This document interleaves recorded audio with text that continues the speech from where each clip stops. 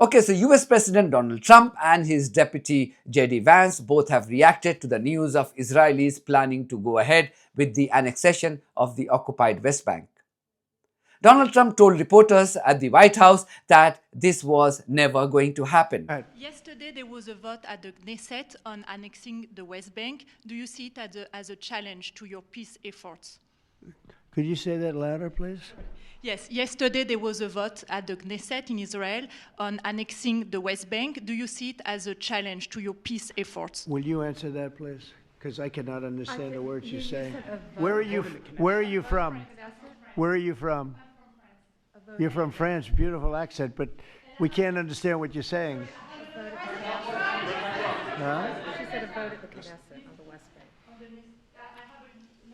Bank. The West Bank is, don't worry about the West Bank. Israel's not going to do anything with the West Bank, okay?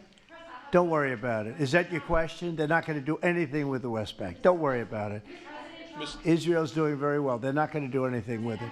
Trump's deputy, JD Vance, too, was asked about this, and this is what he had to say. West Bank, sorry, yeah, go ahead. We'll do, yeah. The West Bank vote yesterday that took place while you were in the country. Oh, yeah, that was weird. That was weird. I was sort of confused by that. Now, I actually asked somebody about it, and they told me that it was a symbolic vote, some symbolic vote to recognize or a symbolic vote to annex the West Bank. I mean, what I would say to that is when I asked about it, somebody told me that it was a political stunt, that it had no practical significance. It was purely symbolic. I mean, look, if it was a political stunt, it was a very stupid political stunt, and I personally take some insult to it. The West Bank is not going to be annexed by Israel. The policy of the Trump administration is that the West Bank will not be annexed by Israel. That will continue to be our policy. And if people want to take symbolic votes, they can do that. But we certainly weren't happy about it. Thank you. I will leave it to you to decide how much you want to trust these two men. But the main topic of tonight's video is another huge development. The International Olympics Committee has moved with lightning speed to punish Indonesia for denying Israeli terrorist visa to take part in the ongoing World Artistic Gymnastics Championships. The manner and tone of the IOC's action would conclusively prove just how disgraceful this organization has become. An organization which changed its motto in 2021 to recognize the unifying power of sport and the importance of solidarity has now acted to defend a bunch of terrorists whose genocidal action has severely divided the world forever. In a strongly worded statement, the IOC has decided to ban Indonesia from hosting any future events of Olympic Games, Youth Olympic Games, or Olympic events. The IOC took the rejection of visa for Israeli gymnasts so seriously that it didn't even wait for the event to conclude in Indonesia and held an emergency meeting of its executive board this week. This is the power of Israeli supremacy. These terrorists can murder hundreds of thousands of people, and yet they would have everyone coming to their rescue for as small a consequence as being denied to take part in a sporting event.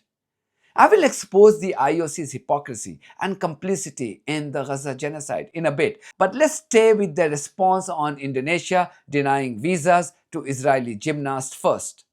The statement by the IOC read, and I quote, "In order to avoid similar situations in the future, the IOC Executive Board decided the following: to end any form of dialogue with the NOC, which is the Olympic Association of Indonesia, about hosting future editions of the Olympic Games, Youth Olympic Games, Olympic events, or conferences until such time as the Indonesian government provides the IOC with adequate guarantees that it will allow access to the country for all participants, regardless of nationality, to attend." End quote. The IOC didn't stop here. It has recommended all international federations to not host any international sports events or meetings in Indonesia until such time as the Indonesian government provides adequate guarantees to the international federations that it will allow access to the country for all participants, regardless of nationality, to attend. The IOC has also summoned the authorities from the Indonesian Olympic Association and the International Gymnastics Federation to Switzerland for a meeting, although the date of this meeting has not yet been decided. Indonesia's Sports Minister Erick Thohir issued a detailed response on social media. He wrote, and I quote, "We at the Ministry of Youth and Sports, as representatives of the Indonesian government, adhere to the principle of maintaining security, public order, and public interest in every international event organized. This step is in accordance with the provisions of applicable laws and regulations. This principle is also based on the 1945 Constitution, which respects security and public order, as well as the obligation of the Indonesian government to uphold world order. On that basis, and this is very important, on that basis, Indonesia has taken steps to avoid the arrival of the Israeli delegation at the Gymnastics World Championships. We understand that this decision carries consequences wherein, as long as Indonesia cannot accept the presence of Israel, the IOC has decided that Indonesia cannot host World Championships, Olympic events, Youth Olympic Games, and other activities under the Olympic umbrella." End quote. Indonesia is aiming to bid for the 2036 Olympics, and the IOC is determined to use this opportunity to blackmail the country. The World Artistic Gymnastics Championships started in Indonesia on 19th of October and will conclude on 25th of this month. Israelis had approached the Court of Arbitration for Sports, also known as the CAS, demanding that Indonesia be either stripped of its rights to host the event or Israeli terrorists be given the visa to attend the competition. The CAS had refused to do either.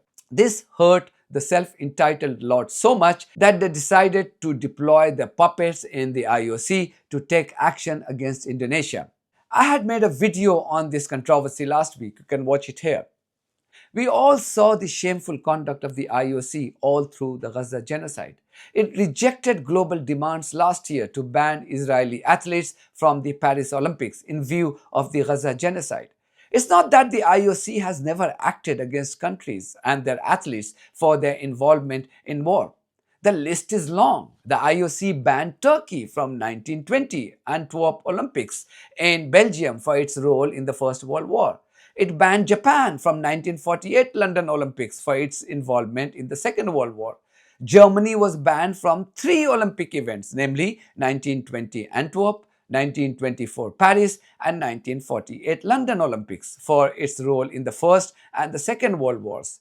It banned South Africa from not 1, not 2, but 6 Olympic events between 1964 and 1988 for running an apartheid regime.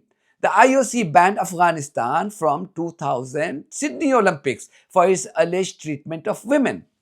Russian athletes are banned since 2016 till date for first its state-sponsored doping program and then attack on Ukraine. Russian athletes are allowed to take part only as neutral athletes, as they are not allowed to carry their national flags or symbols.